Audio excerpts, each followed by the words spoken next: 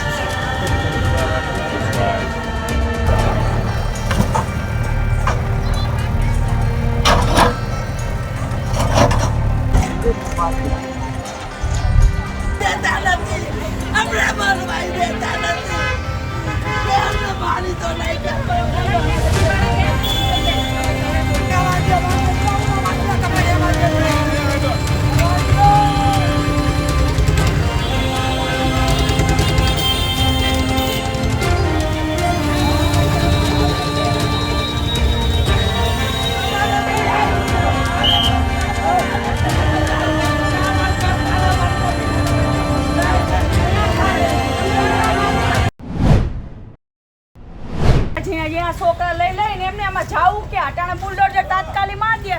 તમને મુદત તો દઈ હતી ને, અમને તો નોટિસ દીધી, એમ કીધું નતું કે તમે આટલા દીમાં ખાલી કરવાનું અમને કીધું જ નતું કોઈએ. તો અમે આટલા દીમાં ખાલી ન કરી નાખી, આવીને સીધા એમ કે બુલડોઝર માર દે. એમ કેમ અમે માન્યત કરી? અમને મુદત દેવી કે તમે ખાલી કરી દો. અમને ખાલી નોટિસ દીધી એની ના નહીં, પણ બધું અમને એમ નતું કીધું કે તમે તાત્કાલિક ખાલી કરી દો. શું નામ તમારું બેન? અમારું નામ સાધનાબેન છે. શું છે? અમે અહીંયા છોકરા ક્યાં જાય? અમે તમારા મકાન પાડે છે બધાય, સીધા આવી બુલડોઝર લઈને કરીને. હા બેન, કે મંદિર રાખું, બીજા બધા પાડ નાખો. મંદિર અમે એસી તો મંદિરની સેવા કરશે, નકો કોણ સેવા કરશે? અમારે જાવું કે આવડે બચ્ચા લઈને અટાણે? હમણાં સીજીરી નહીં કરેલું છે હજી. ગયા વર્ષે ઓક્ટોબર મહિનામાં અમે લગભગ 2.5 એકર જેટલી જગ્યા સોમનાથ મંદિરની પાછળની જે જગ્યા છે ત્યાં કોમર્શિયલ એસ્ટાબ્લિશમેન્ટ દૂર કરેલા. આજે અત્યારે અમે ટોટલ 3 હેક્ટર 14-15 વીઘા જેટલી જગ્યા, જેમાં રેસિડન્સ આખો વિસ્તાર છે, એ બધાને 2 દિવસ પહેલાં નોટિસ આપેલી છે. તમામ સાથે વાતચીત કરેલી છે. એમને પોતાનો સામાન જાતેથી શિફ્ટ કરવો હોય તો એમને ફેસિલિટી પણ પ્રોવાઈડ કરી છે. ઇવન ગઈકાલે સાંજે પોલીસ તરફથી એમના માટે જમવાની પણ વ્યવસ્થા કરી છે, અને એમાંથી 30-40% લોકોએ પોતાનો સામાન જાતે શિફ્ટ કર્યો છે. પણ આ જે એરિયા છે આખો સરકારી જગ્યા છે, મંદિર ટ્રસ્ટની જગ્યા છે, અને એમાં અમે ડિમોલિશન અત્યારે કરી રહ્યા છીએ. ટોટલ 2 SRP કંપની અને 500 પોલીસ, એ ઉપરાંત અધિકારીઓ, જિલ્લાના તમામ અધિકારીઓ અહીંયા છે. અમે આ આખો જે એરિયા છે 15 વીઘાનો, એ આખો એરિયાના એન્ટ્રી એક્ઝિટ તમામ પોઈન્ટ સીલ કરેલા છે. ડિસ્ટ્રિક્ટના એન્ટ્રી એક્ઝિટ પોઈન્ટ અમે સીલ કરેલા છે.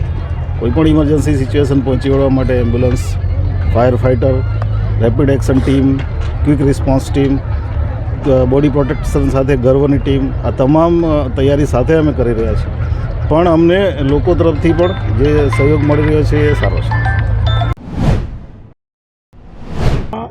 સરકારી સર્વે નંબર 1852માં જે અનધિકૃત રેસિડન્સ પ્રકારના દબાણો હતા, તેને આપણે આજે દૂર કરવાની કામગીરી કરી રહ્યા છીએ.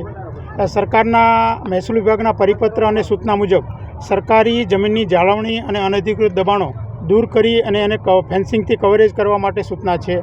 આ અનુસંધાનમાં આજે આપણે અહીંયા 3 હેક્ટર જેટલી જમીનમાં કાચા પ્રકારના રહેણાંકને લગતા દબાણો હતા તે આપણે દૂર કરવાની કામગીરી કરી રહ્યા છીએ.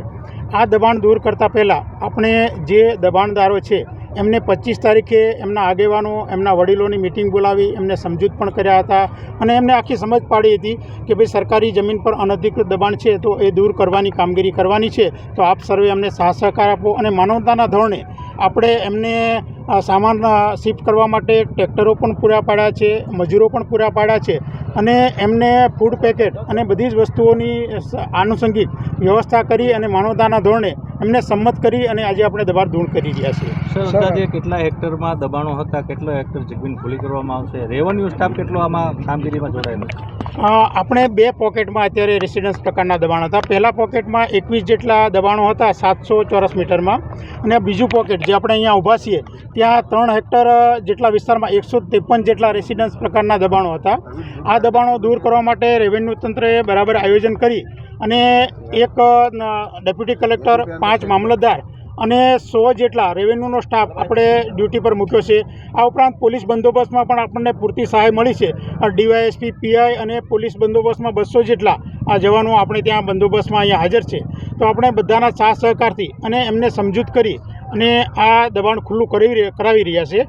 અહીં આ બીજા પોકેટમાં 3 હેક્ટર જેટલી જમીન સરકારી ખુલ્લી થશે અને એને તાત્કાલિક ફેન્સિંગ કરી અને અમે સરકારી જમીનને કવરેજ પણ કરવાના છીએ. સર, કેટલા રૂપિયાની અંદાજે કિંમતની જમીન હતી? જમીનની જંત્રી ભાવ મુજબ તો અત્યારે કહીએ તો ઘણી બધી કિંમત થાય, પરંતુ બજાર કિંમત હંમેશા જંત્રી ભાવ કરતાં થોડી જુદી હોય છે.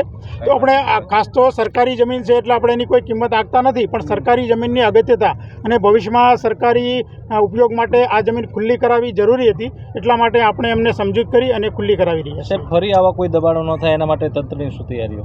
હા, ફરી દબાણ ન થાય એટલા માટે તાત્કાલિક અમે આ મિશન પૂરું થાય એટલે તરત જ એને પાકી સ્ટોન કરી અને ફેન્સિંગની વાડ કરવાના છીએ. એના માટે અમે ગ્રાન્ટ પણ ડિમાન્ડ કરી લીધી છે અને ગ્રાન્ટ પણ અમને સરકાર તરફથી મળવાની છે. તો પુનઃ આ રીતના દબાણો ન થાય એના માટે અમે ફેન્સિંગથી કવરેજ કરશું. ઉપરાંત એના પર ઘણી બધી જગ્યાએ બોર્ડ પણ લગાવશું કે આ સરકારી આ સર્વે નંબરની દબાણ છે, તો કોઈ અનધિકૃત પ્રવેશ કરવો નહીં અથવા એમાં દબાણ કરવું નહીં.